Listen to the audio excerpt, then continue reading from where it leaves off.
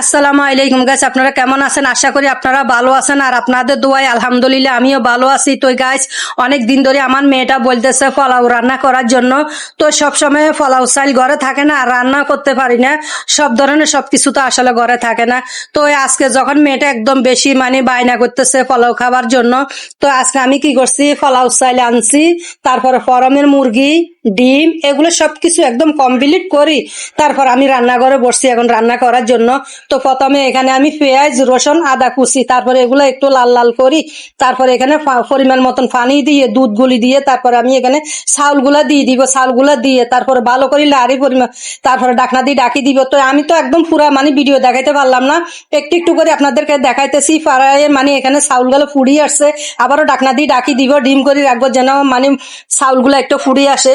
তারপরে এখানে দেখুন এই রান্নাটা আমাদের একদম পুরো একদম প্রিয় ইলিশ মাছ। কি ইলিশ মাছ আছে এত মজা লাগে এই মাছগুলির নাম হচ্ছে সোয়া মাছ। তো আপনারা কে কি নামে বলেন আমি জানি না, কিন্তু আমরা বলি থাকি এই মাছরে সোয়া মাছ বলি। তো সোয়া মাছ দিয়ে একটা বেগুন আর একটা আলু দিয়ে সুন্দর করে মাখো মাখো করে আজকে রান্না করছি গাইস। যদি বিশ্বাস করেন, আপনারা যারা খান নয় আপনারা তো বুঝবেন না আসলে এই মাছগুলা স্বাদ গেরাম কেমন। যদি খাইতেন বিশ্বাস করেন এত মজা এই মাছগুলি। তো এই মাছ তো রান্না হয়ে গেছে, বেগুন দিয়ে মাছ দিয়ে মাখো মাখো ধরনের রান্না হয়ে গেছে। তো এখানে আমি মুরগির রোস্ট রান্না করব গাইস। মুরগির রোস্টের জন্য আমি এখানে সব ধরনের মশলা আমি ব্লেন্ডার করে নিয়েছি। হাতে সময় ছিল না তাই ফাড়ার মধ্যে বাটতে পারলাম না।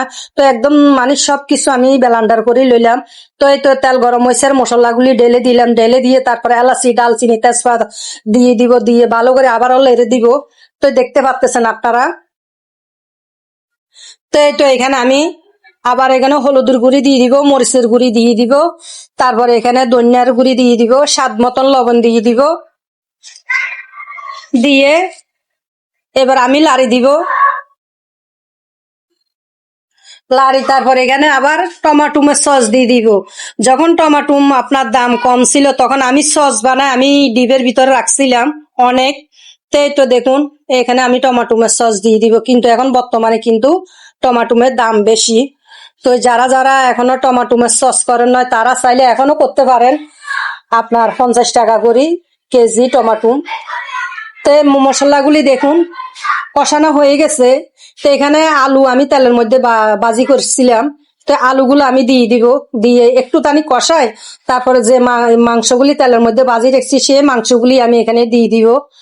তো দেখুন মাংসগুলি দিয়ে দিব, দিয়ে ভালো করে আবার লাড়ি, তারপরে এখানে একটু পানি দিয়ে দিব, কিন্তু বেশি পানি দিব না। এটা একদম মাখো মাখো ধরনের রাখবো মুরগির রোস। তো মুরগির রসের ভিতর অনেকজন আসলে আলু দেয়, অনেকজনে আলু দেয় না। তো আমি আলুটা একটু পছন্দ করি বিদায় তাই আমি আলু দিলাম। তো আপনারা চাইলে আলু দিতে পারেন বা নাও দিতে পারেন। তো এখানে বেশি পানি দিই না, কিন্তু এই পানিগুলো একদম টেনে যাবে, টেনে একদম মাখো মাখো ধরনের হয়ে যাবে। তো দেখুন রান্না প্রায় কমপ্লিট হয়ে গেছে। এখানে জিরার গুঁড়ি দিয়ে দিব,